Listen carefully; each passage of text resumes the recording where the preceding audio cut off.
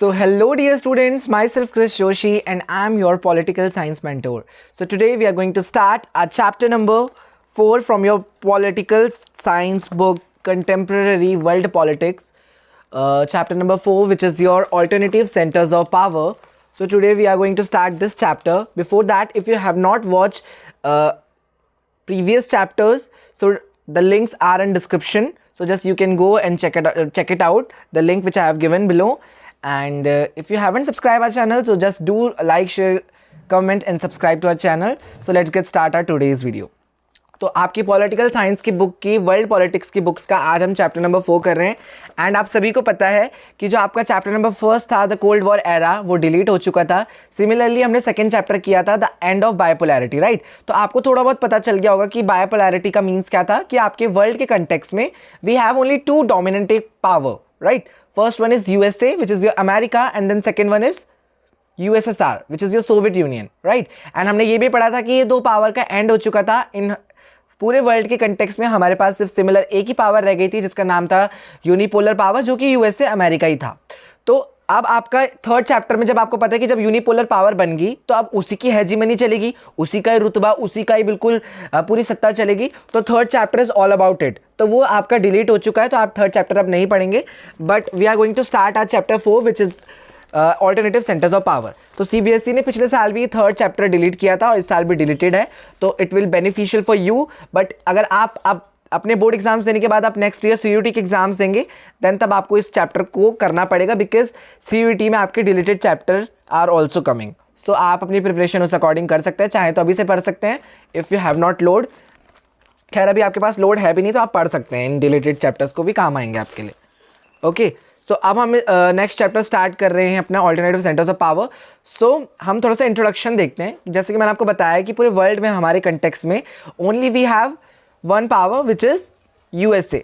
तो आपको पता है यूएसए डोमिनेटिंग पावर के अंदर आ गया था। तो इसी पावर को लिमिटेड करने के लिए या कंपटीशन देने के लिए अलग अलग क्या हुई, पावर इमर्ज होने लगी। अलग अलग तरीके की यूनियन बनी, ऑर्गेनाइजेशंस बनी, बहुत सारे बोलो एक तरीके से पावर्स इमर्ज होने लग गई यूएसए को कंपटीशन देने के लिए। तो अब हम वही पढ़ेंगे। यहाँ पे आप ईयू के बारे में पढ़ेंगे, एशियान के बारे में पढ़ेंगे, साथ ही साथ आप पढ़ेंगे कि कैसे कैसे डिफरेंट जो हमारी कंट्रीज़ थी ये अपनी इकॉनमी को कैसे प्रॉस्पेरस यानी समृद्ध बना देते हैं, है ना। इकॉनमी उनकी कितनी अच्छी चल जाती है, राइज होने लग जाती है। लाइक चाइना के बारे में थोड़ा बहुत पढ़ेंगे, और कैसे ये जो अलग अलग ये जो ऑर्गेनाइजेशंस बनी, कैसे शांति, मतलब वॉर हमेशा हर कोई करता है, बट ये लोग क्या करते थे, मेनली ये शांति करवाती थी, मतलब पीस को मेंटेन करने का काम ये पावर्स करती थी।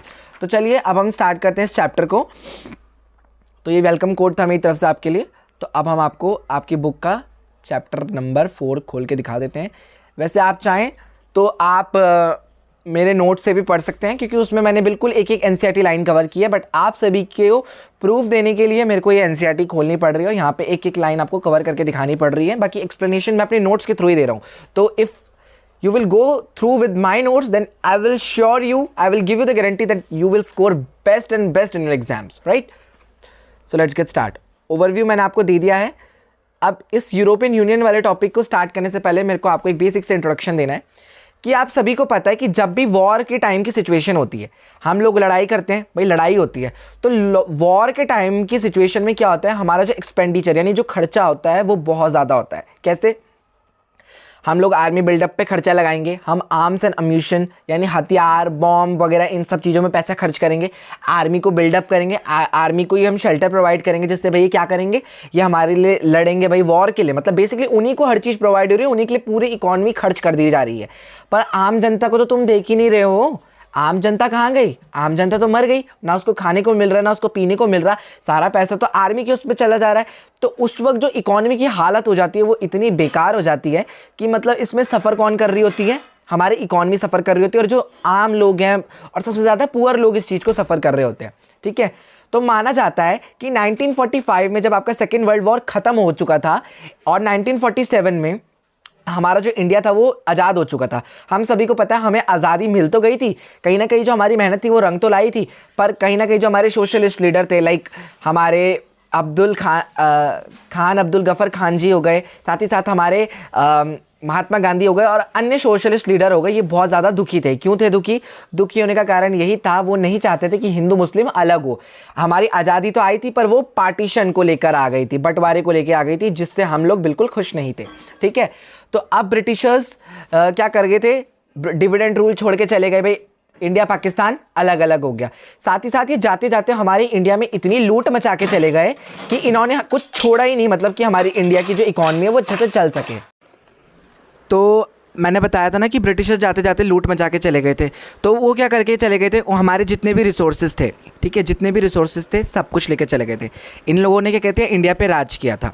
इंडिया पे राज किया तो इनको इंडिया पे मतलब अपना रूल करना इतना आसान हो गया कि जो भी स्टेट हो गई, जो भी हमारी, उनको कोई भी जगह दिखती थी जो बिल्कुल प्रॉस्पेरस थी, बिल्कुल समृद्ध थी, चाहे वो क्रॉप्स की मैं वे में बात करूँ, चाहे वो मैं किसी भी आयरन ओर की बात करूँ, चाहे उनको टैक्स भी लेना होता था, तो वो किसी ऐसे एरिया को देखते थे, बस वो वहाँ जाते थे, बोलते थे कि अगर तुमने यहाँ ये हमें नहीं दिया तो then you will be imprisoned by us, तुम क्या हो जाओगे? जेल में चले जाओगे। तो ये इस तरीके से क्या करते थे? इनको लूट लेते थे। तो अपना सोर्स ऑफ इनकम निकालने का इन्होंने तरीका समझा। तो उस वक्त इकॉनमी की हालत इतनी ज़्यादा ख़राब हो गई। तो उसी तरह फिर यहाँ पर क्या हुआ, यूरोप के लिए क्वेश्चन आ गया। यहाँ पे देखो, यहाँ पे आर लिखा हुआ है मैडम, क्वेश्चन फॉर यूरोप।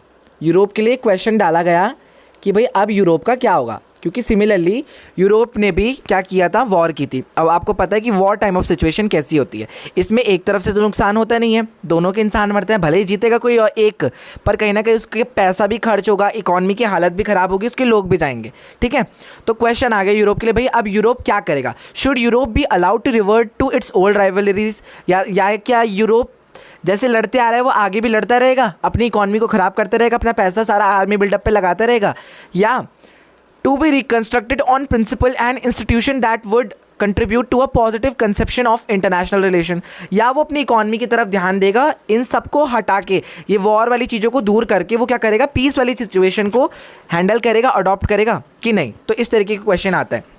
तब 1945 में यूरोप एक इंटीग्रेशन करता है, जिसमें क्या माना जाता है कि यूरोप क्या करता है? अपनी ओल्ड राइवलरीज को भूलकर वो क्या करता है? कन्फ्रंट कर देता है, मतलब अपनी इकॉनमी को बढ़ाने के लिए, उसको राइज करने के लिए जो डाउन हो गई, अब वो उस पर ध्यान देता है। तो माना जाता है कि जो यूरोप है वो एक यूनियन को बनाता है जिसका नाम है यूरोपियन यूनियन, और ये यूनियन सिर्फ और सिर्फ पहले बोलते थे कि इकोनॉमिकली अपने आप को ध्यान देगी, ये मतलब पॉलिटिकली वॉर वाली सिचुएशन में इसमें घुसेगी नहीं। खैर वो वॉर वाली सिचुएशन में तो घुसती नहीं है, बट हाँ पॉलिटिकली वो घुस जाती है, वो हम आगे पढ़ेंगे कैसे। यूरोपियन स्टेट कन्फ्रंटेड में, मैंने आपको बता दिया है। हाँ, तो अब आपको पता है कि भाई यूरोपियन यूनियन जो थी वो तो बाद में बनाई गई, पर अभी यूरोप की हालत बिल्कुल ख़राब है, क्योंकि उसने कहा कि भाई मैं क्या करूँगा? अपनी आपकी इकॉनमी को बढ़ाऊंगा। अब भाई बढ़ाएगा तो पैसा भी तो चाहिए, क्योंकि इकॉनमी तो डाउन हो गई, पैसा तो कुछ है ही नहीं उसके पास। तो अब क्या होता है? तो ये इंटीग्रेशन जब 1945 में बनती है, तो आपको एक चीज़ बता दूँ, उस समय आपको मैंने बताया कि यूनिपोलर पावर में कौन थी? यूएसए थी, अमेरिका था। तो अमेरिका की एक आदत बड़ी ख़राब थी, उसको हर मैटर में घुसने की आदत थी। वो किसी की भी कंट्री के मैटर में घुस जाता था, खुद ही प्रॉब्लम क्रिएट करता था और खुद ही सॉल्यूशन भी निकालता था। तो हुआ भी वैसी, अमेरिका इनके मैटर में भी घुस गया। अमेरिका ने बोला देख भाई मैं तेरे को हेल्प करूँगा, फाइनेंशियली हेल्प करूँगा, तेरे को अच्छे से पैसों की मदद मैं करूँगा, तो तू क्या कर, तू अपनी इकॉनमी को धीरे धीरे करके बढ़ा, मैं तेरे को एक लोन दे रहा हूँ, उस लोन का नाम है मार्शल प्लान। एक मार्शल प्लान के तहत वो इनको क्या करता है? एक फाइनेंशियली लोन प्रोवाइड करता है। ये देखो यहाँ पे मार्शल प्लान लिखा हुआ है। फिर इसके अंदर वो क्या करेगा? धीरे धीरे धीरे धीरे करके अपनी इकॉनमी को स्टेबल करेगा, और जैसे यूरोप की इकॉनमी धीरे धीरे स्टेबल हो जाएगी तो यूरोप क्या करेगा? अमेरिका को उसका लोन लौटाते रहेगा। The US also created a new collective security structure under NATO. NATO की पॉलिसी के तहत वो अपना एक सिक्योरिटी स्ट्रक्चर को भी फॉर्म कर देते हैं, ठीक है। और इसी के अंदर इसको चलाने के लिए वो क्या करते हैं? अपने एक ऑर्गेनाइजेशन बनाते हैं जिसको नाम दिया है इन्होंने European economic corporation organisation, organisation for European economic corporation, sorry, इसको OEEC भी बोलते हैं। और याद रखना इसकी डेट वगैरह भी पूछेगा, जो कि 1948 में इस्टेब्लिश हुई। तो CBSE NCERT से ही मतलब क्वेश्चन पेपर बनाता है पॉलिटिकल साइंस का, और 1 नंबर का MCQ वो कहीं से भी पूछ सकता है घुमा फिरा के। तो date should be learn, okay okay. तो मैंने आपको बता दिया कि अमेरिका क्या करता है? एड का काम करता है। एड मतलब वो उसको फाइनेंशियली हेल्प करेगा, ठीक है, ओके। तो ये मैंने बता दिया। 1957 तक आते आते वो एक और कम्युनिटी को बनाते हैं जिसका नाम है EEC, यानी यूरोपियन इकोनॉमिक कम्युनिटी, जो कि 1957 में बनती है, ठीक है। ये भी मैंने आपको बता दिया यहाँ पे। ये देखो एनसीईआरटी लाइन, एक एक एनसीईआरटी लाइन मैंने कवर किया है यहाँ पे, सो दैट आपको दिक्कत ना हो। ये फिर मैंने आपको ये भी बता दिया कि भाई जब पूरे वर्ल्ड में क्या हुआ था 1991 में, हमें पता चल गया था कि भाई जो लोग यूएसएसआर की आइडियोलॉजी को मानते थे तो वो ईस्ट यूरोप में चले गए, और जो लोग कैपिटलिज्म को मानते थे, यूएसए की आइडियोलॉजी को मानते थे, वो वेस्ट यूरोप की ओर तरफ चले गए। तो मतलब दोनों तरफ पार्टीशन हो गया था बर्लिन वॉर के थ्रू। वो मैंने आपको चैप्टर 1 में पढ़ा रखा है। तो उसमें हमने यही पढ़ा था कि इन दोनों की आइडियोलॉजी के तहत एक डिवीजन हो गया था और ये दोनों अलग अलग आइडियोलॉजी को मानते थे। पर बाद में सोवियत यूनियन डिक्लाइन हो गया, डिसइंटीग्रेशन हो गया। क्यों? क्योंकि वहाँ के लोगों को लगा कि वेस्ट के लोग तो बहुत अच्छी ज़िंदगी जी रहे हैं, हमारे पास तो कोई जीवन के लिए कुछ है ही नहीं अच्छा। मतलब उन लोगों को प्राइवेट प्रॉपर्टी का राइट दे रखा है, यहाँ पे हमारी स्टेट ही सब कुछ ओन कर रही है, स्टेट ओनरशिप है, ब्यूरोक्रेटिक लोग हैं, है ना, बहुत स्ट्रिक्ट तरीके से बिहेव कर रहे हैं। People do not have their freedom of speech. तो फिर वो अपने मतलब फीलिंग्स को कैसे एक्सप्रेस करते थे? मैंने आपको ये भी बताया कि they express their feeling by drawing cartoons on the walls, है ना। तो उनका मजाक बनाते थे अपनी सरकार का, ये सब चीज़ें। अब हम बात करते हैं यूरोपियन यूनियन फाउंडेशन को बनाया गया। तो आपको बता दूं पहले क्या होता था, आपने पढ़ा भी होगा कि जो ब्रिटेन था वो यूएसए का पार्ट था, बट वो एग्जिट हो गया था वहाँ से, तो इसको ब्रेक्जिट भी बोलते हैं। तो यहाँ पे ब्रिटेन क्या करता है, यूएसए से ड्रॉबैक कर लेता है और यूएसएसआर से ड्रॉबैक कर लेता है, यूएसए का फ्रेंड बन जाता है। चलो ये तो था बेसिक इंट्रोडक्शन हमारा यूरोपियन यूनियन के बारे में। अब हम पढ़ेंगे कि यूरोपियन यूनियन, हमने बताया कि उसने अपनी इकॉनमी को भाई धीरे धीरे आगे बढ़ाया, है ना, कन्फ्रंट किया उसे। तो अब हम यही पढ़ेंगे कि उसने अपनी इकॉनमी को कैसे आगे बढ़ाया। The EU has economic, political and diplomatic and military influence. EU का इन्फ्लुएंस क्या था? वो इकोनॉमिकली बहुत अच्छे से चलने लग गया था, पॉलिटिकल भी वो घुस गया था। हाँ, माना जाता है कि अभी आगे हम पढ़ेंगे कि वो फेल हो जाता है, डिप्लोमेटिकली भी, साथ ही साथ मिलिट्री में भी उसका बहुत अच्छा इन्फ्लुएंस था। तो वो सब हम चीज़ें पढ़ने वाले हैं। तो हम पहले ईयू की इकॉनमी को देखते हैं। The European union has economically, politically and diplomatically has military influence. इनका मिलिट्री इन्फ्लुएंस मैंने आपको बताया था। The Europe is the world second biggest economy with the GDP of more than $17 million in 2016, next to that of the United States of America. As currency, the euro can pose a threat to the dominance of the US dollar. माना जाता है कि US की जो economy थी वो world के context में सेकेंड लार्जेस्ट इकॉनमी थी। फर्स्ट में कौन आ गया? मैंने आपको बताया यूएस से, यानी अमेरिका की जो बोलूँ करेंसी बोलूँ या उसकी इकॉनमी बोलूँ, उसका डोमिनेंस बोलूँ, पूरे वर्ल्ड के कंटेक्स्ट में अमेरिका ही सत्ता चला रहा था अपनी। पर सेकेंड उसको कंपटीशन देने के लिए यूरोपियन यूनियन आ गया, ठीक है। साथ ही साथ जो यूरोपियन यूनियन की करेंसी थी, जिसको जो भी इनकी करेंसी रही होगी यूरो, तो वो क्या कर रही थी? थ्रेट को पोस्ट कर रही थी, उन पे क्या कर रही थी? यूएस के डॉलर के साथ compete कर रही थी। मतलब इतनी ज़्यादा उसकी ये करेंसी इतनी ज़्यादा मतलब स्ट्रॉन्ग थी, ठीक है, ये भी माना जाता है। साथ ही साथ ये भी माना जाता है जो यूरोपियन यूनियन था उसका वर्ल्ड के साथ जो एक्सपोर्ट इंपोर्ट का ट्रेड था वो भी यूएस के कंपैरिजन में यूएसए से ज़्यादा था। किसका? यूरोपियन यूनियन का, ठीक है। तो ये देख सकते हो, ये सारी यहाँ पे लाइनें कवर हो रही हैं। ये 17 million, UN can pose the dollar threat, okay, ये सारी चीज़ें। आगे चलो, ये तो हमने इकोनॉमिकली पढ़ा। अब हम पढ़ते हैं कि पॉलिटिकली यूरोपियन यूनियन कैसा था। पहले माना कि ये बात करता था कि हम क्या करेंगे, इकोनॉमी को बढ़ाएंगे, हम संविधान में नहीं घुसेंगे। पर ये क्या करते हैं भाई, अब पॉलिटिकली, राजनीतिक तौर पे, लोकतांत्रिक तौर पे अब ये भी घुसने लग जाते हैं। ईयू के लोग संविधान बनाना चाह रहे थे, ये अपना खुद का कॉन्स्टिट्यूशन को अमेंड करना चाह रहे थे, बट ये फेल हो जाते हैं। क्यों? हम सभी को पता है कॉन्स्टिट्यूशन बनाना अपनी कंट्री का it's not an easy task, इतना आसान काम नहीं है। हमारे इंडिया ने भी कितने ज़्यादा फेलियर्स हैं इसको बनाने के लिए, कितनी ज़्यादा हार्ड वर्क किया है, तब जाके हमारा कॉन्स्टिट्यूशन आज इतना अच्छा कॉन्स्टिट्यूशन बना है। हम मानते हैं हमने हमारा जो कॉन्स्टिट्यूशन है वो मतलब किसी एक जगह से पर्टिकुलर कॉपी नहीं किया है, पूरी कंट्री के मतलब अलग अलग संविधानों से मिला जुलाकर तब जाके हमने अपना एक कॉन्स्टिट्यूशन बनाया है। हम लोग बिल्कुल अलग चलते हैं, हमारी कंट्री बिल्कुल सारी कंट्रीज़ के कॉन्स्टिट्यूशन से अलग है। लोग हम पर क्या करते हैं, एक गैम्बल, एक तरीके से एक मजाक बनाते हैं, बोलते हैं इंडिया क्या है, एक सेकुलर स्टेट है, एक डाइवर्सिफाइड कंट्री है, ये नहीं कर पाएगा। पर नहीं, हम उनको प्रूव करके दिखाते हैं रॉन्ग। पर यहाँ पर यूरोपियन यूनियन चला तो था संविधान को बनाने, पर ये ऐसा बिल्कुल भी पॉसिबल नहीं होता, ये फेल हो जाता है। कॉन्स्टिट्यूशन बनाना, क्योंकि बिकॉज ईजी टास्क नहीं है, पर फिर भी ये अपने आप को बाकी कंट्रीज से अलग दिखाने के लिए क्या काम करता है, ये अपने खुद का एक क्या करता है, नेशन बनाता है, साथ ही साथ एक खुद का फ्लैग बना देता है कि भाई हमारा लोगों को, हमारा जो जैसे इंडिया का अपना खुद का झंडा है तिरंगा, वैसे हम अपने यूरोपियन यूनियन को रिप्रेजेंट करने के लिए एक फ्लैग बनाते हैं। साथ ही साथ वो अपना एक एंथम भी बनाते हैं, जैसे हम नेशनल एंथम करते हैं राष्ट्रगान, वैसे ये लोग भी कुछ एक एंथम बनाते हैं अपना।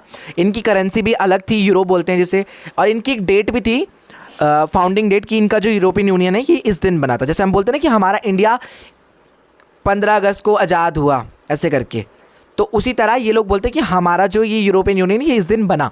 तो 31 दिसंबर 1994 ये अपनी फाउंडिंग डेट बताते हैं, तो ये आपको पता होना चाहिए, ठीक है। और माना जाता है कि उस वक्त, जिस वक्त ये लोग अपना ये यूरोपियन यूनियन को फाउंड करते हैं, उस वक्त 12 कंट्रीज़, यानी 12 स्टेट बोल लूँ या 12 कंट्रीज़ बोलूँ, तो उस वक्त ये लोग मेंबर बने थे। तो वो कौन कौन सी 12 कंट्रीज़ थी? Belgium, Denmark, Germany, Ireland, Greece, Spain, France, Italy, Luxembourg, the Netherlands, Portugal and the United Kingdom. पहले बता दूं, पहले जो यूनाइटेड नेशन था वो यूएसए का पार्ट था, बट वो अब इसका पार्ट नहीं है, इसलिए उसको हम ब्रेक्जिट भी बोलते हैं। मैं पहले भी बता दूं आपको, ठीक है। पॉलिटिकली मैंने आपको ये बताया। साथ ही साथ मैं आपको एक ये चीज़ बता दूं कि जो ईयू के लोग थे ना, वो क्या कर रहे थे, यूएसएसआर के लोगों को भी अपना पार्ट बनाना चाह रहे थे, पर जो सोवियत यूनियन यानी यूएसएसआर के लोग थे वो जानबूझ के ईयू में नहीं घुस रहे थे, ज्वाइन नहीं हो रहे थे, क्योंकि उनको पता है कि अगर हम यहाँ ज्वाइन होंगे तो जितनी पावर हमारे पास है वो हमें इसको भी देनी पड़ेगी, तो वो अपनी पावर कम नहीं करना चाहते थे, इसलिए वो यहाँ पे जुड़ने से मना कर देते हैं। पॉलिटिकली हम ये भी मानते हैं कि ईयू बहुत स्ट्रांग था। क्यों था? क्योंकि जो ईयू का एक मेंबर था कंट्री, वो थी फ्रांस, और आप सभी को पता है कि फ्रांस के पास यूएनएससी यानी United nation of security council की एक पावर थी। आप सभी को पता है कि जो फ्रांस था उसके पास परमानेंट मेंबरशिप की पावर थी। परमानेंट मेंबरशिप, आपको पता है कि हमारे पास 5 परमानेंट मेंबर्स हैं, उसमें से एक फ्रांस भी था। तो परमानेंट मेंबरशिप उसके पास क्या थी? परमानेंट मेंबरशिप का फ़ायदा क्या होता है, पहले ये मैं बताता हूँ आपको। उसके पास वीटो पावर थी। वीटो पावर का मतलब यह है कि अगर सारी कंट्रीज़ ने मिलके नेगोशिएशन करके, बातचीत करके कोई एक डिसीजन को बनाया, वो पास किया, अब ये मानो मेरे पे मेंबरशिप है और मैं रेडी नहीं हूँ, मैं उसका डिसीजन नहीं पास होने देता, तो मैं अगर रिजेक्ट करूँगा तो उसका डिसीजन पास नहीं होगा। साथ ही साथ अगर मैं चाहता हूँ कि भाई क्या करूँ, मैं नहीं चाहता कि ये वाली कंट्री क्या करे, वोटिंग में लड़े, मैं नहीं चाहता भाई ये अपने आप को रिप्रेजेंट करे, तो मैं इसको हटा दूंगा उस वोटिंग की लिस्ट से।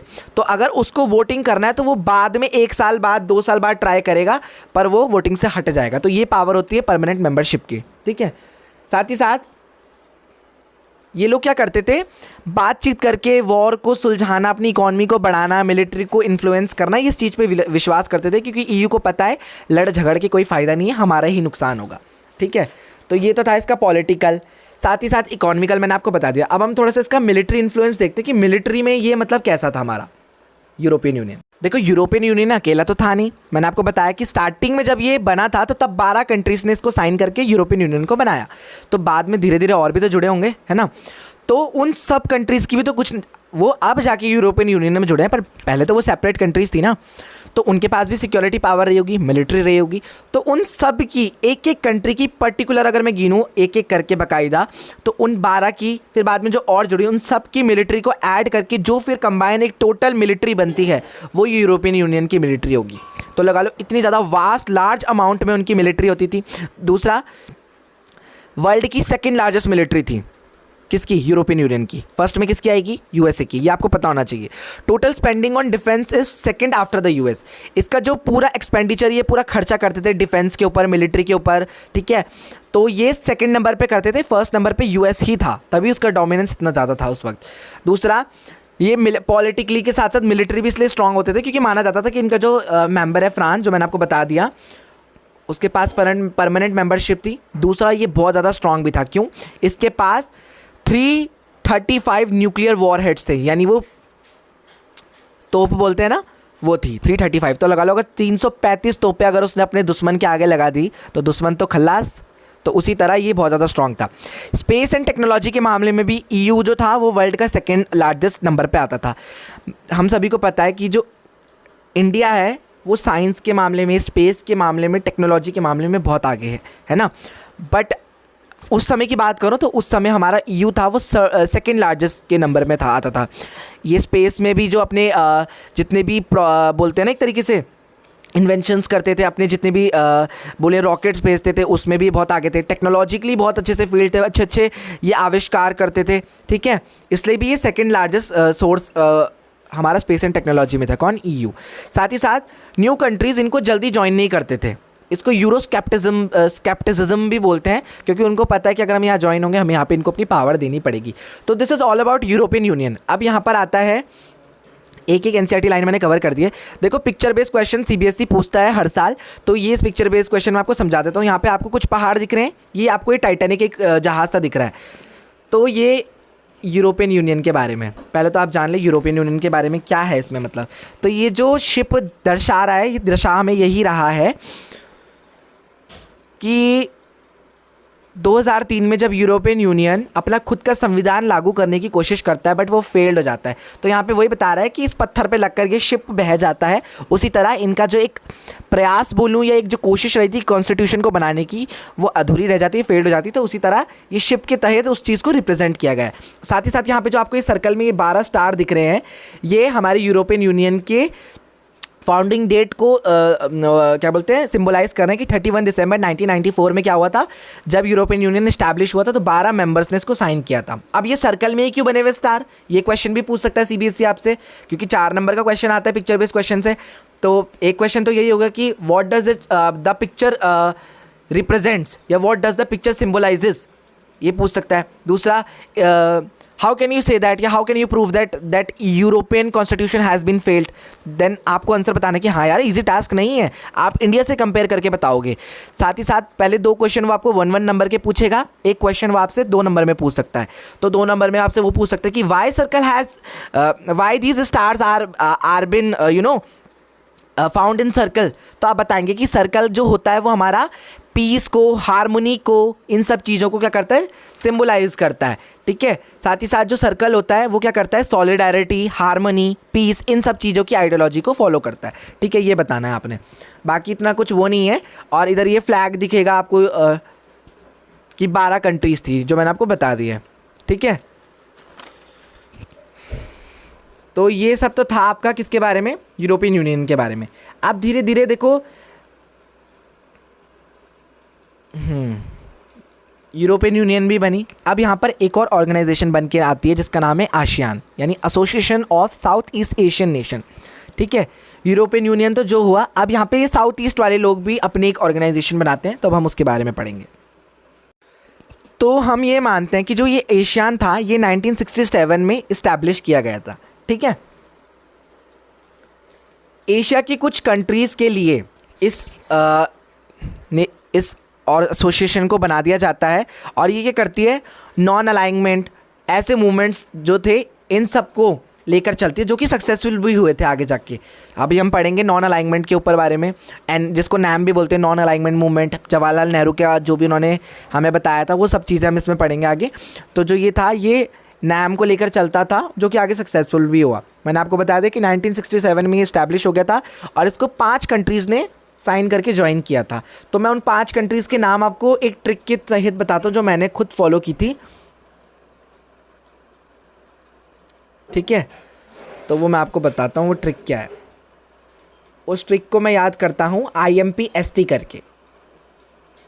IMPST से आप याद रखना, I से हो जाएगा आपका इंडोनेशिया, M से हो जाएगा आपका मलेशिया, P से हो जाएगा आपका फिलीपींस, S से हो जाएगा आपका सिंगापुर, एंड T से हो जाएगा आपका थाईलैंड। तो ये चीज़ अगर आप याद रखेंगे देन आपको ये याद हो जाएगा, ठीक है। अब इसके ऑब्जेक्टिव क्या रहे होंगे, किसके, एशियान के क्या भाई, क्या वो अपने सिद्धांत लेके चलता था। तो the objective of ASEAN were primarily to accelerate economic growth and through that social progress and cultural development. भाई वो 3 तरीके के ऑब्जेक्टिव लेके चलता है कि पहला तो यही कि वो क्या करेगा, अपनी इकॉनमी को बढ़ाएगा। एशियान एक पहली ऐसी ऑर्गेनाइजेशन, पहला ऐसा ग्रुप था जो कि सच्ची में बोलता है कि मैं इकॉनमी को लेकर चलूंगा, और वो इकॉनमी को लेकर ही चलता है, वो पॉलिटिकली घुसता नहीं। EU पहले बोलता है मैं इकॉनमी को लेकर चलूंगा, पर वो पॉलिटिकली घुस जाता है। पर एशियान ऐसा नहीं था अपनी बारी में, एशियान जो बोलता है वो करके ही दिखाता है, ठीक है।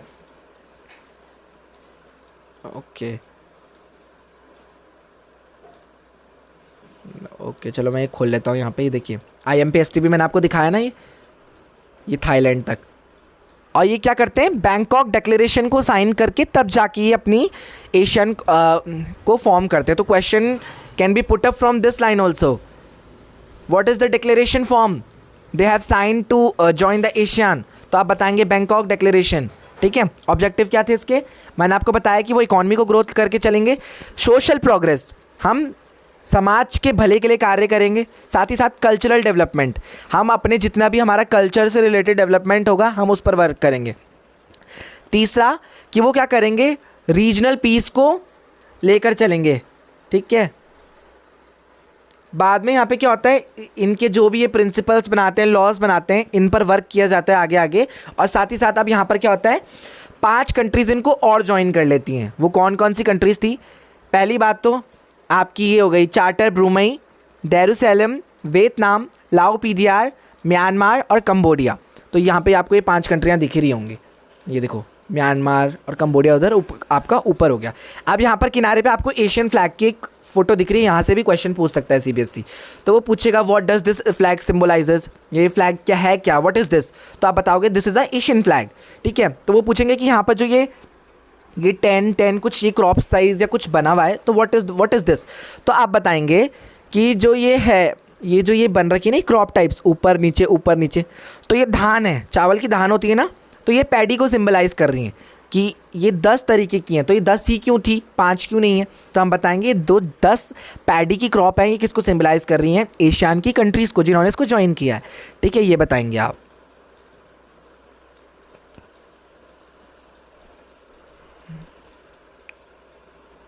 मैंने आपको बताया एशियन हमेशा अपनी इकॉनमी को ही ग्रो करने की बात करता था. ईयू की तरह पॉलिटिकली वो नहीं घुसा, इसलिए ये क्या हुआ, स्ट्रेंथन हो गया 5 to 10. मैंने आपको बताया पहले 5 कंट्री ने साइन किया था, बाद में 5 कंट्री और साइन कर लेती हैं, तो इनकी पावर बढ़ जाती है, ये 5 से 10 हो जाते हैं. तभी मैंने आपको इसकी फ्लैग में बताया. With some of the fastest growing economies in the world, ASEAN broadened.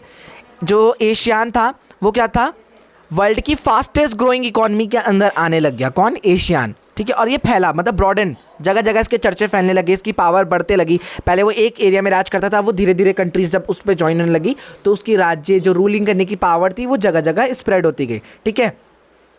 It's objective beyond the economic and social spheres. उसका जो ऑब्जेक्टिव था वो इकॉनमी को लेकर और लोगों के भले के लिए, प्रोग्रेस के लिए ही मतलब ये चलता था. In 2003 ASEAN moved along with the path of the EU by agreeing the establish on Asian Community 3 pillars. वो क्या करता है, EU के साथ क्या करता है, एक पाथ बनाता है, कुछ एग्रीमेंट्स के तहत साइन कर करके वो क्या करता है, अपने 3 पिलर्स को लॉन्च कर देता है. कौन? एशियान. तो वो अपने उसके 3 पिलर्स क्या थे, अब हम उनके बारे में पढ़ेंगे.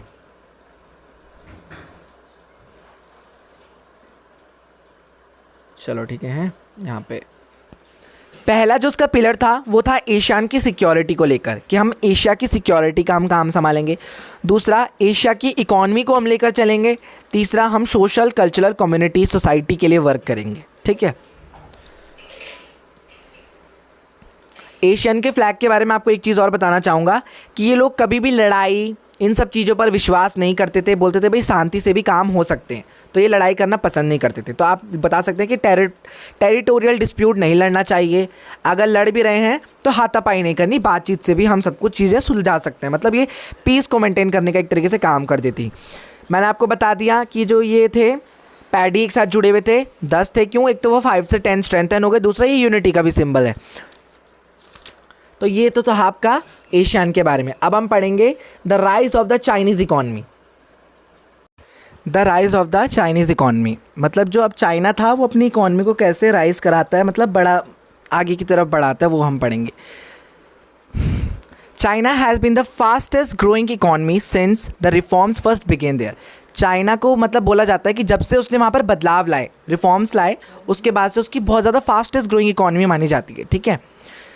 It is projected to overtake the US as the world largest economy by 2040. माना जाता है, कुछ लोग प्रिडिक्ट करते हैं कि 2040 आते आते जो चाइना होगा वो यूएसए को भी पीछे छोड़ देगा, ये माना जाता है. और माना जाता है कि जो चाइना है वो ईस्ट एशियन ग्रोथ के मामले में उसका ड्राइवर की एक तरीके से काम करता है उसके लिए. ठीक है. उसकी इकॉनमी स्ट्रेंथ हो जाती है. ठीक है. तो उसकी इकॉनमी स्ट्रेंथ होने के पीछे क्या राज रहा होगा, भाई उसने अपनी पॉपुलेशन पे ध्यान दिया, उसने अपने लैंड पे ध्यान दिया, उसने अपने रिसोर्सेज पे ध्यान दिया, अपनी लोकेशन पे ध्यान दिया, पॉलिटिकल इन्फ्लुएंस को सही चेंज किया। तो ऐसे बहुत सारी सिग्निफिकेंट वेज, बहुत सारे तरीके थे जिसकी वजह से उसने क्या किया, अपनी इकॉनमी को आगे बढ़ाया। After the inception of the People's Republic of China in 1949, following the Communist Revolution under the leadership of the Mao's, ठीक है, माओ की बात करती है, इसका पूरा नाम है माओ जेडंग। अगर आप पढ़ेंगे तो आपको माओ जेडंग के बारे में पता होगा। तो बोला जाता है कि 1949 में कम्युनिस्ट रिवॉल्यूशन हो रहा था। कम्युनिस्ट का मतलब होता है कि सारी चीज़ें स्टेट के पास होगी, आपको काम करने को दे दिया जाएगा, ठीक है। कम्युनिज्म वाला आप बिल्कुल फिलॉसफी लगा सकते हैं यहाँ पे। तो जो माओ जेडंग थे उनके पास सारी पावर थी, तो वो क्या करते, इसको लेकर चलते हैं। तो यहाँ पे देखो आपको फ़ोटो भी दिख रही होगी, यहाँ पे है कि आगे है फ़ोटो, मे भी शायद आगे होगी फ़ोटो। तो माओ कौन थे, माओ जेडंग के बारे में बात करें ना, तो माओ जेडंग वहाँ के लीडर थे, ठीक है। Its economy has been based on the Soviet model, जो सोवियत यूनियन था उसी के मॉडल पे इसकी इकॉनमी बेस्ड थी। The economically backward communist China chose the sever its link with the capitalist world, ठीक है। वो क्या करता है, कम्युनिज्म को फॉलो करता है, कैपिटलिज्म वर्ल्ड में नहीं जाता। कौन, China.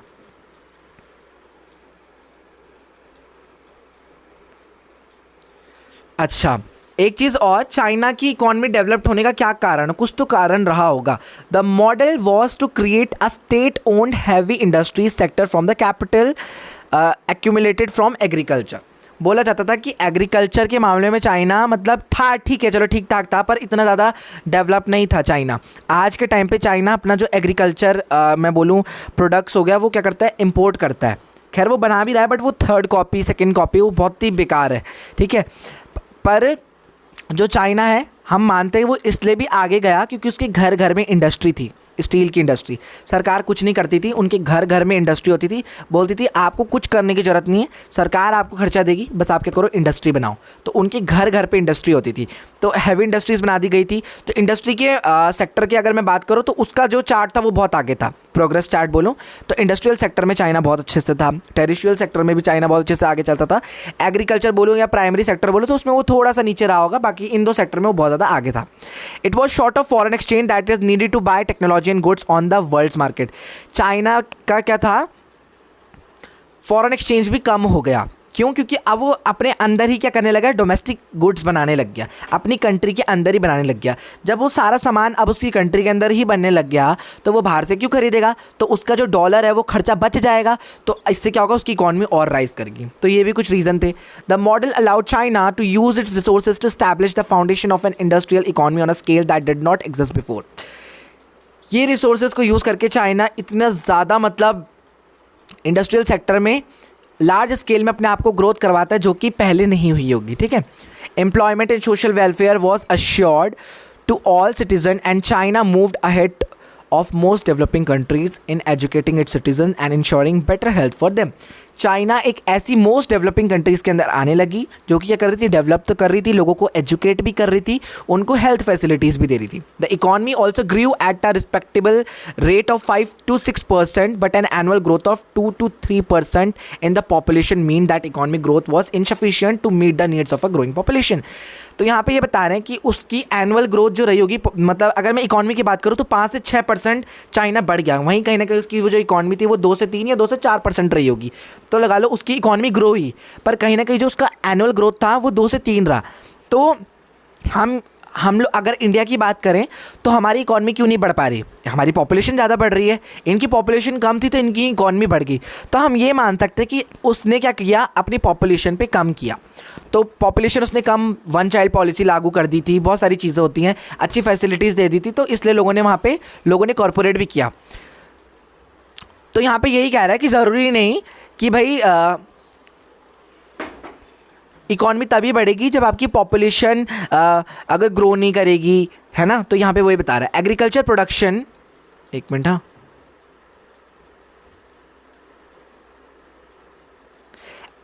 Agriculture production was not sufficient to generate a surplus for industry. पर चाइना की एक ज़्यादा थोड़ी सी मतलब दिक्कत हो गई थी कि चाइना में एग्रीकल्चर जो प्रोडक्शन था वो एक सरप्लस का, मतलब बोलते हैं ना बहुत ज़्यादा बफर स्टॉक हो जाना, तो वो चाइना में बिल्कुल भी पॉसिबल नहीं था। यहाँ पे फूड की शॉर्टेजेस भी होती थी। ये एग्रीकल्चर के मामले में चाइना थोड़ा सा मैं बता दूँ पीछे था। हाँ, आज की गारंटी तो हम ले सकते हैं कि वो अपने लिए कुछ ना कुछ कर रहा है, बट पहले वो क्या करता था, डिपेंड ही होता था दूसरी कंट्री में। तो चैप्टर 1 में भी आपने पढ़ा है the crisis of the state control economy in the USSR, कि यूएसएसआर अपनी इकोनॉमी को कंट्रोल करने के लिए कैसे संकटों को फेस करता है, ठीक है। A similar crisis was face China too, China भी करता है। Its industrial production was not growing fast enough, उसका जो इंडस्ट्रियल प्रोडक्शन था वो इतना ज़्यादा फास्ट नहीं हो रहा था। इंटरनेशनल ट्रेड बहुत कम हो गई थी और पर कैपिटल इनकम भी उसकी बहुत ज़्यादा लो गई थी। The Chinese leadership took major policy decision in the 1970s, तो उसके कुछ लीडर कुछ पॉलिसीज़ को टुक प्लेस करते हैं, है ना।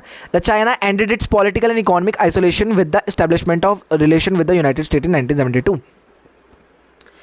चाइना जब अपनी इकोनॉमी में राइज हो जाता है तो उसको घमंड हो जाता है, वो क्या करता है, लोगों से आइसोलेटेड हो जाता है, बोलता है भाई सब कुछ मैं अपने घर पे बना रहा हूँ, मेरे को क्या ज़रूरत किसी से, भाड़ में जाए, मेरे रिश्ते किसी से हो ना हो, मुझे कोई फ़र्क नहीं पड़ता, मैं अपना अलग हो जाता हूँ।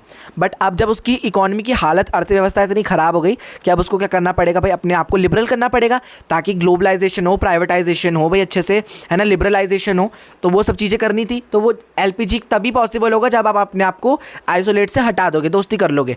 तो यहाँ पर जो प्रीमियर जो इनलाई इनके जो लीडर थे वो क्या करते हैं, 4 मॉडर्नाइजेशंस को लेकर चलते हैं। बोलते हैं हम क्या करेंगे, एग्रीकल्चर के ऊपर ध्यान देंगे, इंडस्ट्री के ऊपर ध्यान देंगे, साइंस एंड टेक्नोलॉजी के ऊपर ध्यान देंगे और मिलिट्री के ऊपर ध्यान देंगे। 1973 में 1978 में इनके एक लीडर होते हैं Deng Xiaoping, announce the open door policy. ये एक ओपन डोर पॉलिसी खोल देते हैं जिसमें क्या होता है, economic reforms in China took place.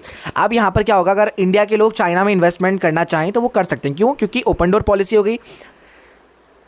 इनके लिए क्या हुआ, एक्सपोर्ट और इंपोर्ट करने के लिए जो पॉलिसीज़ थी वो लिबरल कर दी, बहुत बहुत कम कर दी, और ये बहुत अच्छी पॉलिसी कर दी। जो पहले हार्ड रही होंगी, हार्शन रही होंगी, वो बहुत ज़्यादा एक तरह से बोलो, एक तरीके से सॉफ्ट हो गई इनके लिए, ताकि अच्छे से कर सके investment. China followed its path the two introduce a market economy. The China did not go for shock therapy but open there economy step by step. Shock therapy तो एकदम से नहीं हुई कि एकदम से लोगों का ट्रांजिशन हो गया, बट क्या है कि धीरे धीरे करके इनकी इकोनॉमी को इन्होंने बिल्डअप किया। 1982 में ये क्या करता है, प्राइवेटाइजेशन कर लेता है, अपनी प्राइवेट इंडस्ट्री खोल लेता है। 1998 में स्पेशल इकोनॉमिक जोन्स को बना देता है अपने लिए, ठीक है, जहाँ पे फॉरेन इन्वेस्टमेंट क्या करेंगे, होंगे। और जो इन्होंने ये न्यू इकोनॉमिक पॉलिसीज़ लाई, तो जो इनका ये स्टैग्नेशन हो रहा था ना, जो इनकी इकोनॉमी में धीरे धीरे स्लोपन आ रहा था, ये लोग डाउन होते जा रहे थे, तो ये टूटा और ये धीरे धीरे करके ग्रो भी होने लगे। कौन? चाइना वाले। जब इन्होंने क्या करा, अपने एग्रीकल्चर के प्रोडक्शन को प्राइवेटाइज किया, तो इससे क्या हुआ, इनकी एग्रीकल्चर प्रोडक्शन में भी राइज होने लगा। ये लोग एग्रीकल्चरली भी क्या होने लगे, डिपेंड नहीं होने लगे लोगों पे, ठीक है। इनके पास सेविंग्स भी बहुत अच्छी होती थी रूरल एरिया में, तो मतलब बहुत अच्छी इनकी इंडस्ट्री, रूरल इंडस्ट्री भी फल फूल रही थी। The Chinese economy including both industry and agriculture grew at a faster rate. अब इंडस्ट्री के साथ साथ एग्रीकल्चर, रूरल इकोनॉमी भी धीरे धीरे बढ़ रही थी भाई, ठीक है। इकोनॉमिक जोन्स मैंने बताया, SEZ, जिसको स्पेशल इकोनॉमिक जोन्स भी बोलते हैं, ठीक है। फॉरेन ट्रेड जब हो रही थी तो इनके फॉरेन रिजर्व्स का भी राइज हो रहा था। China become the most important destination for foreign direct investment. लोग यहाँ पर अपना डायरेक्ट इन्वेस्टमेंट कर रहे थे। FDI मतलब फॉरेन डायरेक्ट इन्वेस्टमेंट, मतलब ज़मीन चाइना की होगी पर रूल्स एंड रेगुलेशंस हमारे होंगे, हम लोग वहाँ पे इन्वेस्टमेंट करेंगे, तो FDI भी वहाँ पे हो रहा था। It has largest foreign exchange reserve that now allowed to make it a big investment in other countries. China के पास इतना ज़्यादा फॉरेन रिजर्व आ गया कि वो अगर चाहे तो वो USA में, बड़ी बड़ी कंट्रीज़ में अपना इन्वेस्टमेंट कर सकता है। यहाँ पे ये माओ जेडोंग दिख रहे हैं, इनके हाथ में रेड बुक है, ये आपको बता रहे हैं। ये रेड बुक, आप अगर इकोनॉमिक्स के स्टूडेंट होंगे तो आपको उसमें भी पता चलेगा कि जो रेड बुक थी कितनी ज़्यादा खतरनाक बन गई थी। बच्चे अपने माँ बाप तक को मारने के लिए तैयार हो गए थे, क्योंकि इसमें इतनी ज़्यादा, इतनी भयंकर तरीके से मोटिवेशन देते थे, ये गलत तरीके का, मतलब बोलते हैं ना जो माइंड वॉश करने वाली चीज़, तो वो ये माओ जेडोंग करते थे। खैर वो टॉपिक इससे बिल्कुल डिफरेंट है। WTO in 2001 has been a further step in its opening to the outside world. The country plans to deepen its integration to the world economy. अब चाइना चाह रहा था कि भाई वो अपनी इकोनॉमी को इंटीग्रेट करे, मतलब ग्लोबली वो फैले। While the Chinese economy has been improved, ये पेज ना मेरा बार बार मुड़ जा रहा है इधर की तरफ, सॉरी।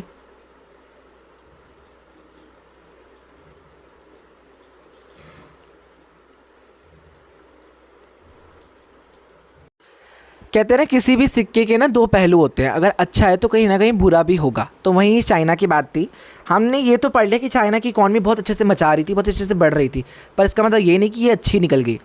इसके कुछ खामियां भी थी। खामियां क्या थी कि भाई चलो ठीक है ये बढ़ रहा था आगे, पर इसका मतलब ये थोड़ी ना कि अगर फॉरेन डायरेक्ट, हम सभी को पता है जहाँ पे एफडीआई होगा भाई तो वहाँ तो लोगों को एम्प्लॉयमेंट मिलेगी। अब चाइना में इंडिया ने एफडीआई किया तो रोज़गार तो चाइना के लोगों को मिला। तो हम ये तो कह रहे हैं कि भाई इकॉनमी ग्रो हो रही है, लोगों को क्या बोलते हैं एजुकेशन मिल रही है, हेल्थ फैसिलिटी अच्छी मिल रही है, लोगों को जॉब मिल रही है, एम्प्लॉयड हो रहे हैं, अच्छे से इकॉनमी ग्रो हो रही है। बट यहाँ पर बहुत से लोग ऐसे थे जो अभी भी अनएम्प्लॉयड थे। बोला जाता है कि ये रिफॉर्म हर किसी के लिए बेनिफिट्स नहीं देते थे। बोला जाता था कि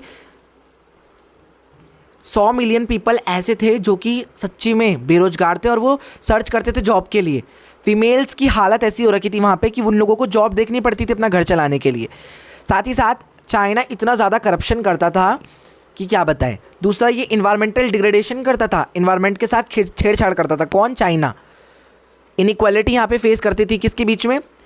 रूरल और अर्बन के बीच में। तो इनको एक तरीके से बायस भी बोलता था कि भाई ये रूरल और अर्बन के बीच में क्या कर रहा है ये China. However, regionally and globally, China has become an economic power to reckon with the integration of China's economy.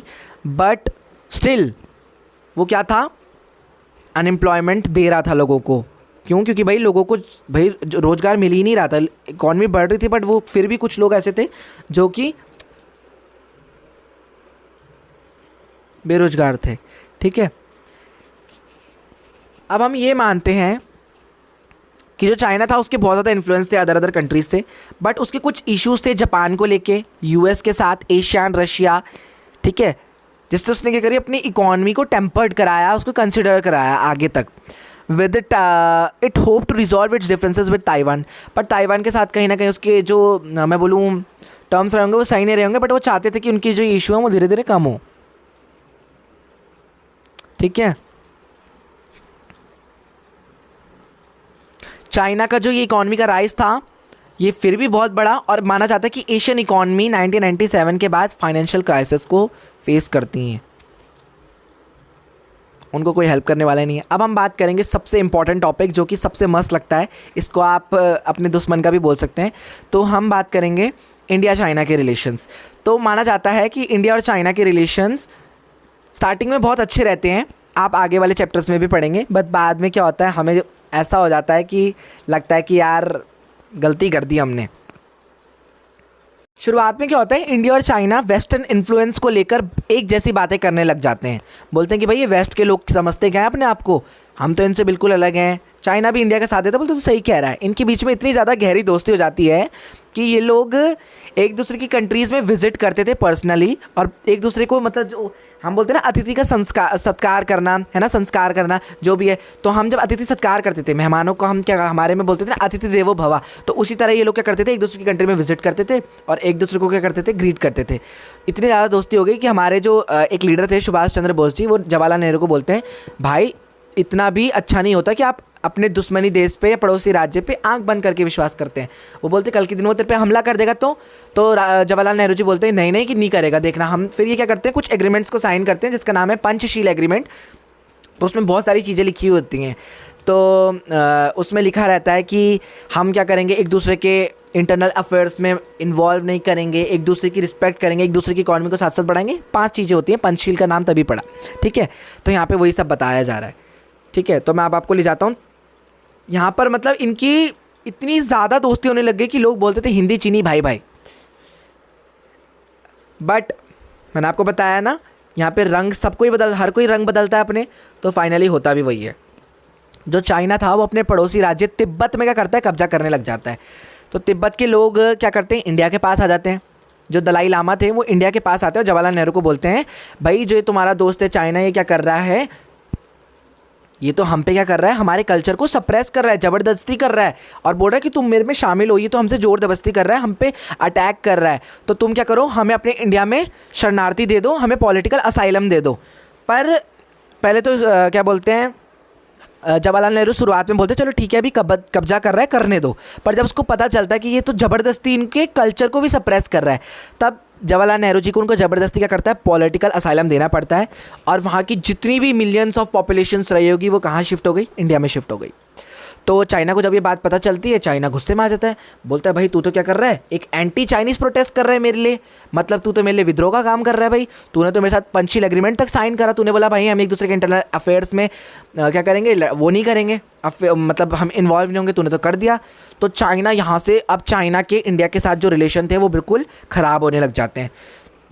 China क्या करता है, साइनो इंडियन बॉर्डर, मतलब चाइना इंडिया का जो बॉर्डर था उसमें वो कब्जा करने लग जाता है। तो चाइना यहाँ पर 2-3 एरियाज़ में कब्जा करता है। एक तो हमारा जो अक्साई चिन वाला जो लद्दाख वाला एरिया है, साथ ही साथ अरुणाचल प्रदेश वाला, यहाँ पर वो कर लेता है क्लेम। और 1962 हमारे लिए चाइनीज़ इन्वेजन होता है। ऐसा हो जाता है जो कभी हम प्रिडिक्ट नहीं कर सकते। हमारा जो, जिसको हमने दोस्त माना, वो हमारे एक तरीके से पीठ में छुरी घोंप देता है, मतलब चाइना हम पर अटैक कर देता है। उस वक्त वर्ल्ड की कंटेक्स्ट में यूएसए और यूएसएसआर के बीच में लड़ाई होती है कि कब एक दूसरे के ऊपर न्यूक्लियर वेपन ना छोड़ने, पर इसी मौके का फ़ायदा उठा देता है चाइना। क्यों? क्योंकि सबकी ध्यान वहीं पे था और इंडिया चाइना अलग थे। तो चाइना इंडिया पर अटैक कर देता है और इंडिया की हालत इतनी ज़्यादा ख़राब हो जाती है, इकॉनमी इतनी डाउन चल जाती है। जवाहरलाल नेहरू बोलते हैं यार मैंने गलती कर दी, लोग सही कहते थे। तो यहाँ पर वही सब चीज़ है, ठीक है। पर माना जाता है कि धीरे धीरे इनके जो टर्म्स रहे वो धीरे धीरे सही भी हुए। 1976 तक आते आते, ठीक है, धीरे धीरे इन लोगों ने अपने आप को सही करना भी शुरू किया, ठीक है। तो यहाँ पर वही सब चीज़ें हमने पढ़ी। थोड़ा सा कैमरा इधर कर देता हूँ। अब यहाँ पे WTO, वर्ल्ड ट्रेड ऑर्गेनाइजेशंस हो गई आपकी, ये धीरे धीरे ये भी आती हैं और इनकी इकॉनमी को स्ट्रेंथन करने के लिए, इनकी इकॉनमी को अच्छे से एक इंस्टीट्यूशन बनाने के लिए इनको हेल्प करती हैं। हमारी जितनी भी इंटरनेशनल ऑर्गेनाइजेशन होती हैं, ये क्या करती हैं, फाइनेंशियल एड का काम करती हैं, आपको लोन दे देती हैं अगर आपको कभी भी ज़रूरत पड़े, ठीक है। 1998 में इंडिया अपना न्यूक्लियर टेस्ट को कंडक्ट कराता है, क्योंकि उसको डर था कि भाई चाइना उस पर अटैक ना कर दे, तो वो भी चाहता है कि भाई उसके पास भी न्यूक्लियर वेपन हो, परमाणु उसको भी चाहिए था, क्योंकि हम मानते हैं जिसके पास न्यूक्लियर पावर होती है वो चौड़ में घूमता है। चाइना जो था उसके पास भी न्यूक्लियर पावर थी, पाकिस्तान के पास भी बिल्कुल परमाणु है। तो पाकिस्तान इसलिए हमसे चौड़ा होता है, एक तो हम उसके दुश्मन हैं तो चौड़ा हो गई, उसके पास परमाणु नीति है। दूसरा, हमारे थोड़े से टर्म्स वैसे तो आज भी चाइना के साथ बिल्कुल सही हैं, बट कहीं ना कहीं चाइना फिर भी पाकिस्तान का साथ लेता है। तो हमें डर रहता है कि वो दोनों मिलकर हम पर अटैक ना कर दें। तो कहीं ना कहीं आज भी हम इस चीज़ में रहते हैं। तो इंडिया, वैसे तो इंडिया ही आज इनफ है इनको सबक सिखाने के लिए, बट अगर चाइना उसको ढंग से हेल्प करेगा तो ऐसा नहीं कि हम जीतेंगे ही जीतेंगे, हम हार भी सकते हैं। तो वो बात हो रही है यहाँ पे। तो हमें एक थ्रेटिक डर तो रहता ही है सिक्योरिटी का अपनी। तो इसलिए इंडिया अपना भी यहाँ पर क्या करता है, अपने एक न्यूक्लियर टेस्ट कंडक्ट कराता है। हमें देख के पाकिस्तान भी चोरी करने लग जाता है, वो भी अपना न्यूक्लियर टेस्ट कंडक्ट कराने लग जाता है धीरे धीरे, ठीक है।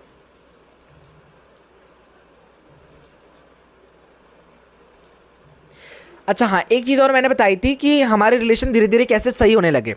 तो जो हमारे प्राइम मिनिस्टर थे राजीव गांधी जी, वो दिसंबर 1988 में क्या करते हैं, चाइना में विजिट करते हैं। वहाँ पर फिर क्या होता है, धीरे धीरे वहाँ पे बातचीत करते हैं लीडर्स के साथ, तो इनके जो रिलेशन हैं वो धीरे धीरे इंप्रूवमेंट की ओर आने लगते हैं। पीस और ट्रांसिक्विलिटी होती है जो हमारी, यानी मतलब शांति बनानी है इन दोनों की रिलेशन के बीच में, तो वही बात कर रहे हैं। कुछ एग्रीमेंट्स को साइन करते हैं, साइंस और टेक्नोलॉजी में कैसे कोऑपरेट करना है इस पे भी काम करते हैं, ठीक है। बॉर्डर्स के लिए, मतलब बहुत सारी चीज़ें हमने देखी कि हम लोग कैसे अपने आप को सही कर रहे हैं। China trade growing at 30% per year since 1999। 1999 में जो चाइना का ट्रेड था वो भी बढ़ने लगा, ठीक है। इन दोनों के बीच में बायलैटरल ट्रेड एग्रीमेंट्स होने लगे। $338 मिलियन का इनके बीच में ये हुआ। साथ ही साथ 1992 में मोर देन $84 बिलियन, मिलियन से बिलियन तक पहुंच गए ये लोग, ठीक है। तो वही सब चीज़ें बताई हैं। अब हम यहाँ पर पढ़ेंगे जापान एंड साउथ कोरिया के बारे में, and then your chapter is finished.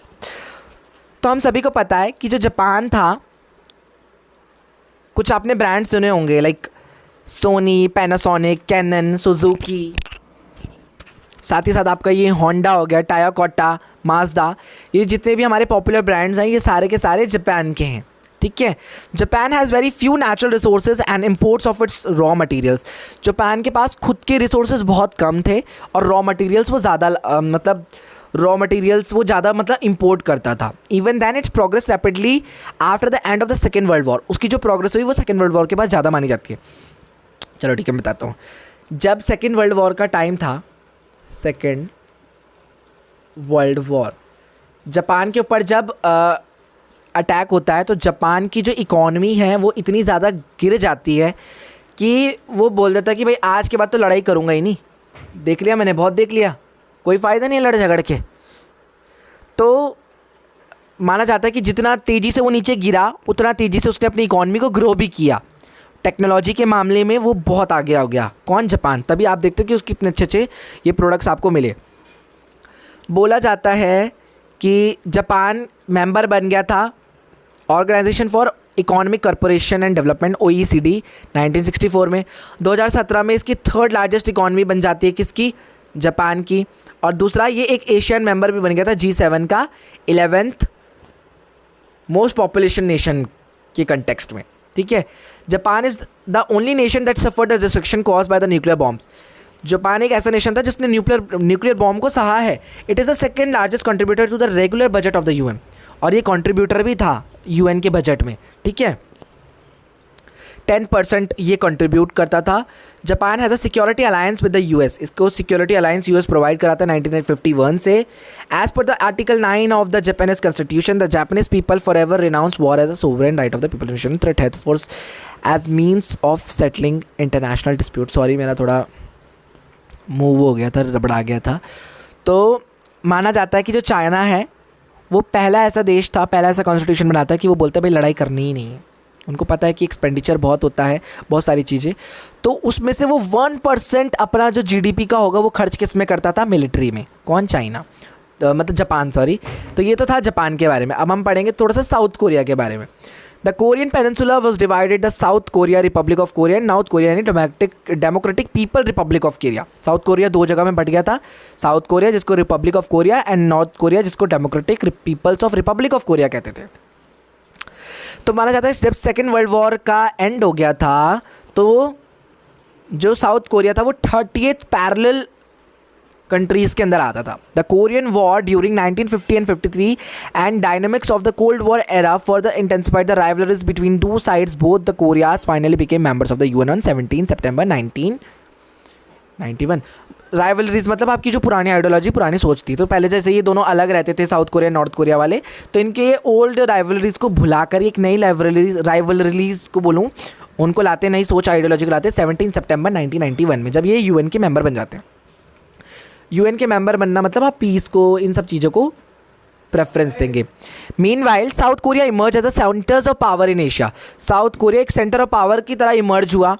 ठीक है, 1960 और 1980s में कि अपनी इकॉनमी पावर को डेवलप करता है। ठीक है, और इतने अच्छे से डेवलप्ड होते थे कि इनके लिए एक मिरेकल, एक शब्द यूज़ होता है, miracle on the hand river, मतलब ऑल ओवर इसका डेवलपमेंट होता है। South Korea became a member of the OECD, जो अभी हमने पढ़ा ये ऑर्गेनाइजेशन के बारे में, organization for economic corporation development in 1966। 2017 में आते आते जो इसकी इकॉनमी थी वो 11th लार्जेस्ट हो गई थी। ठीक है, और मिलिट्री एक्सपेंडिचर में ये थर्ड लार्जेस्ट के अंदर आता था। ठीक है, according to the human development index report, HDI बोलते हैं ना इसको, इकॉनमी के अगर स्टूडेंट है उनको पता होगा ये सब चीज़ें। तो साउथ कोरिया की जो रैंक थी वो 18 थी। The major factor responsible for its high human development include successful and reforms of rural development. इसकी जो ये रैंक है ये आने का मेन कारण यही था कि इसने कुछ रिफॉर्म्स लाए थे, रूरल डेवलपमेंट में अच्छा था, एक्सटेंसिव इसके पास ह्यूमन रिसोर्सेज अच्छे थे, इक्विटेबल इकॉनमिक ग्रोथ थी इसकी, और अदर फैक्टर्स भी थे जैसे कि एक्सपोर्ट हो गया, ये सारी चीज़ें, इंफ्रास्ट्रक्चर में डेवलपमेंट होना। ठीक है, ये सारी चीज़ें। The South Korea brand such as Samsung, LG and Hyundai के become renowned in India. South Korea के जो ब्रांड है LG हो गया, सैमसंग हो गया, Hyundai हो गया, ये इंडिया में इतने ज़्यादा प्रसिद्ध हैं कि कोई बता नहीं सकता।